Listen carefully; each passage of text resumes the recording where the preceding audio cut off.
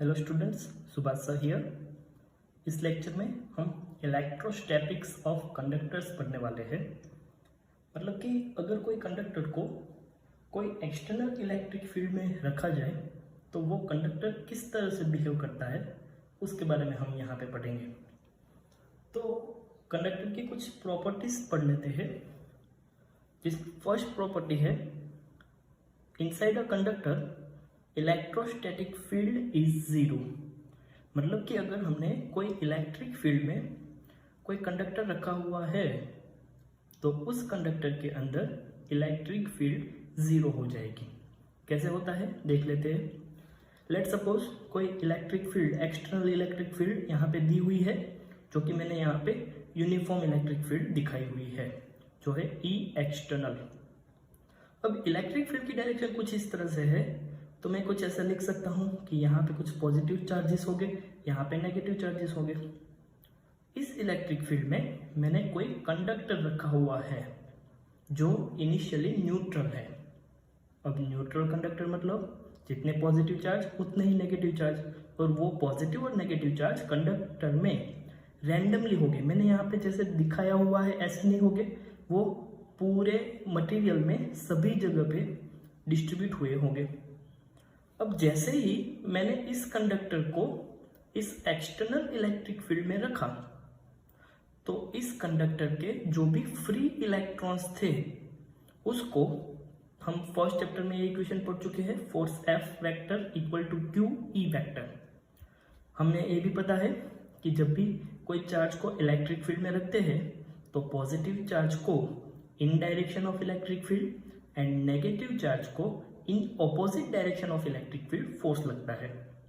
अब जैसे ही मैंने कंडक्टर इस इलेक्ट्रिक फील्ड में रखा तो इस कंडक्टर के सारे नेगेटिव चार्ज मतलब फ्री इलेक्ट्रॉन को इलेक्ट्रिक फील्ड की ऑपोजिट डायरेक्शन में फोर्स लगेगा, और वो इस कंडक्टर के किसी एक साइड तो नहीं लेकिन एक्सटर्नल फील्ड की ऑपोजिट साइड में यहाँ पे ज्वाइंट हो जाएंगे।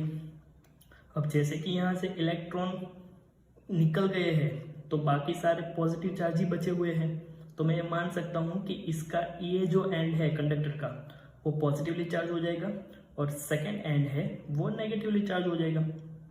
अब इस पॉजिटिव चार्ज और नेगेटिव चार्ज की वजह से कंडक्टर के अंदर एक दूसरी इलेक्ट्रिक फील्ड जनरेट होगी जो कि पॉजिटिव से नेगेटिव डायरेक्शन में होगी, जो हर बार उसी डायरेक्शन में तो होती है, जिसको मैंने ई इंटरनल से दिखाया हुआ है। अब होगा क्या कि पहले एक पॉजिटिव चार्ज एक नेगेटिव चार्ज होगा, फिर दो पॉजिटिव चार्ज दो नेगेटिव चार्ज, ऐसे कंटिन्यूसली चलता रहेगा और कंडक्टर के अंदर की जो इलेक्ट्रिक फील्ड है उसका मैग्नीट्यूड बढ़ता रहेगा। लेकिन ये मैग्नीट्यूड कब तक बढ़ेगा? जब एक्सटर्नल इलेक्ट्रिक फील्ड और इंटरनल इलेक्ट्रिक फील्ड इक्वल ना हो जाए तब तक।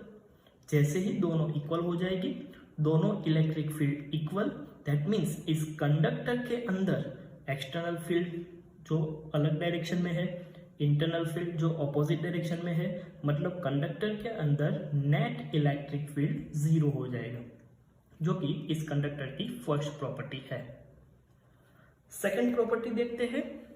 Eight the surface of a charge conductor electrostatic field must be normal to the surface at every point. मतलब अगर कोई हमने चार्ज कंडक्टर लिया हुआ है तो उसके सरफेस के किसी भी पॉइंट पे इलेक्ट्रिक फील्ड की डायरेक्शन परपेंडिकुलर ही सरफेस से नॉर्मल ही होनी चाहिए। अब देखते हैं कि अगर नॉर्मल ना हो तो क्या होगा। मैंने यहाँ पे फिगर में दिखाया हुआ है कुछ पॉइंट पे इलेक्ट्रिक फील्ड जो सरफेस से परपेंडिकुलर है।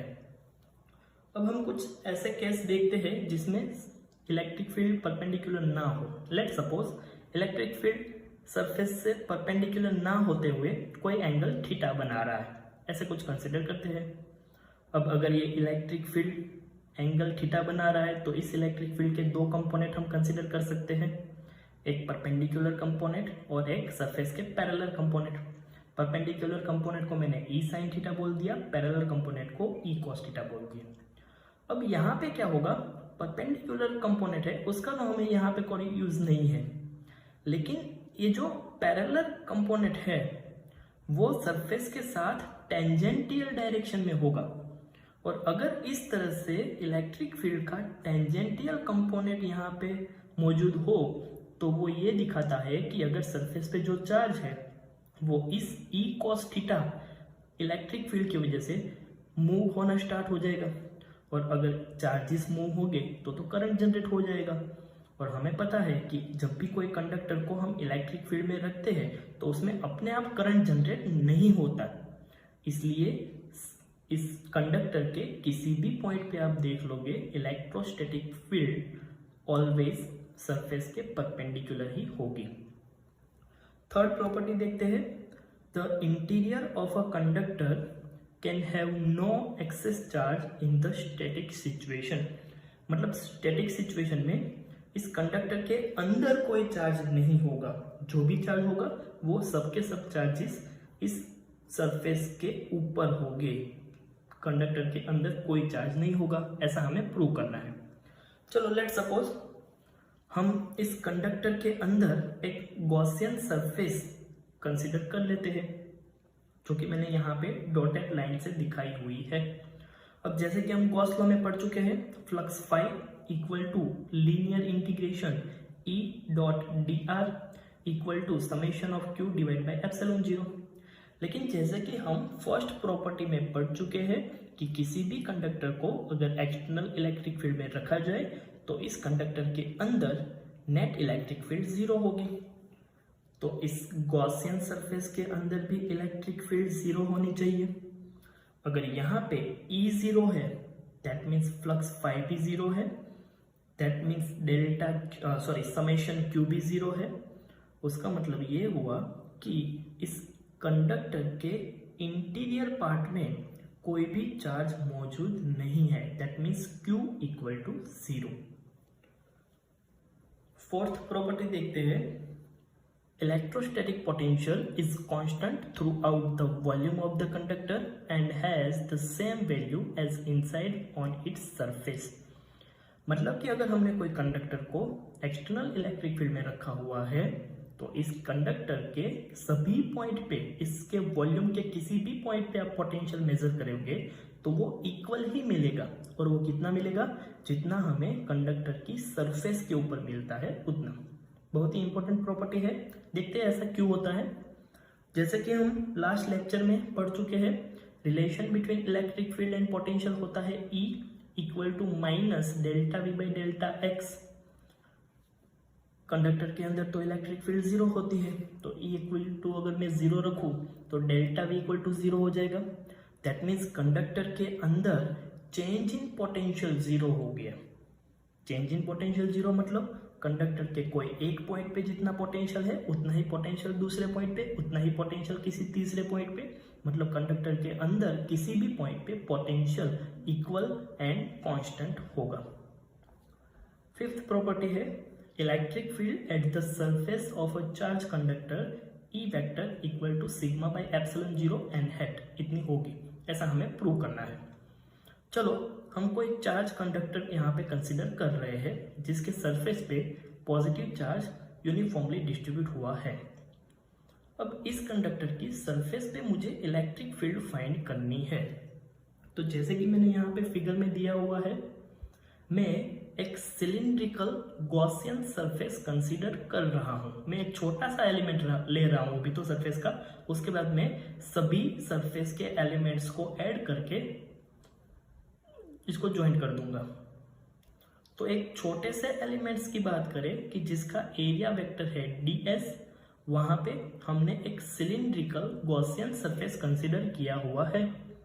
अब गॉसियन सरफेस हमने कुछ इस तरह से कंसीडर किया हुआ है जिसका आधा हिस्सा कंडक्टर के अंदर है और आधा हिस्सा कंडक्टर के बाहर है। अब जो हिस्सा कंडक्टर के अंदर है, कंडक्टर के अंदर तो इलेक्ट्रिक फील्ड 0 होती है, तो उसको तो हमें कोई कंसीडर करने की ज़रूरत है नहीं। अब बात कर रहे हैं जो हिस्सा कंडक्टर के बाहर है उसका। तो बाहर वाला जो हिस्सा है उसके लिए हम यहाँ पे मैंने ड्रॉ किया हुआ है कि उसके लिए इलेक्ट्रिक फील्ड और एरिया वेक्टर दोनों सेम डायरेक्शन में होगी। दैट मीन्स दोनों के बीच का एंगल थीटा इक्वल टू 0 होगा। तो अगर मैं इस एक एलिमेंट के लिए फ्लक्स की बात करूं तो मैं कुछ इस तरह से लिख सकता हूं, by using Gauss law flux phi equal to integration E dot d s, दोनों के बीच का angle theta equal to 0, dot multiplication को अगर मैं कॉस में कन्वर्ट करूं तो E d s cos 0 equal to Q by epsilon 0। अब ये तो हमने बात की कोई एक एलिमेंट की, ऐसे हमें सारे एलिमेंट्स को कंसीडर करना होगा और सबके लिए फ्लक्स का एडिशन करना पड़ेगा। तो इसके लिए मैं इंटीग्रेशन कर रहा हूँ, ई को बाहर ले रहा हूँ, integration d s equal to Q by epsilon 0 हो जाएगा। अब इस सारे एलिमेंट्स को मैं अगर इकट्ठा कर दूं तो इस कंडक्टर का सरफेस एरिया हो जाएगा। लेट सपोज उसको मैं एस बोल दूं तो वो हो जाएगा ई, सबका इंटीग्रेशन मतलब total surface area S equal to Q by epsilon 0। S equal to के सामने डिनोमिनेटर में आएगा, that means Q by S epsilon 0 हो जाएगा, और Q by S equal to surface charge density sigma हम लिख सकते हैं। तो फाइनल इक्वेशन हो जाएगा E equal to sigma by epsilon 0। अगर हमें उसको इन फॉर्म ऑफ वेक्टर लिखना है तो हम ऐसे लिख सकते हैं E vector equal to sigma by epsilon 0 n hat. और जैसे कि हमने आगे पढ़ चुके हैं, ये एन हैट क्या है, वो किसी सरफेस के किसी भी पॉइंट पे परपेंडिकुलर डायरेक्शन है, क्योंकि इलेक्ट्रिक फील्ड सरफेस के ऑलवेज परपेंडिकुलर ही होता है। सिक्स्थ प्रॉपर्टी है इलेक्ट्रोस्टैटिक शील्डिंग। सबसे पहले तो शील्डिंग क्या होता है उसका मीनिंग समझ लेते हैं। तो शील्डिंग मतलब हमें कोई ऐसा जोन बनाना है कि जो इलेक्ट्रिक फील्ड से टोटली फ्री हो, उसको बोलते हैं शील्डिंग।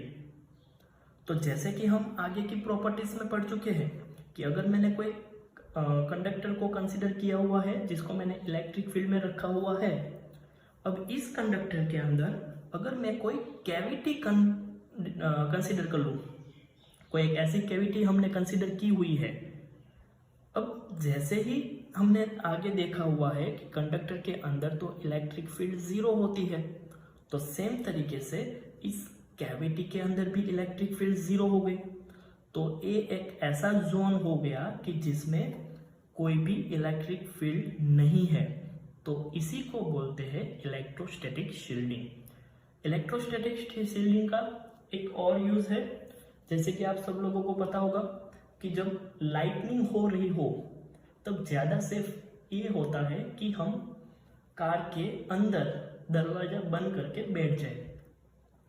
उसके पीछे का रीजन भी सेम है, जैसे कि यहाँ पे मैंने ड्रॉ किया हुआ है, कार की जो बाहर की पूरी बॉडी है वो मेटल की है, दैट मीन्स वो कंडक्टर है। जितने भी चार्जेस होंगे वो उसकी सरफेस पे आउटसाइड हो जाएंगे। हम अंदर बैठे हुए हैं, अंदर का जो एरिया है वो इस तरह से कुछ कैविटी के जैसे बिहेव करता है कि जहाँ पे इलेक्ट्रिक फील्ड 0 है।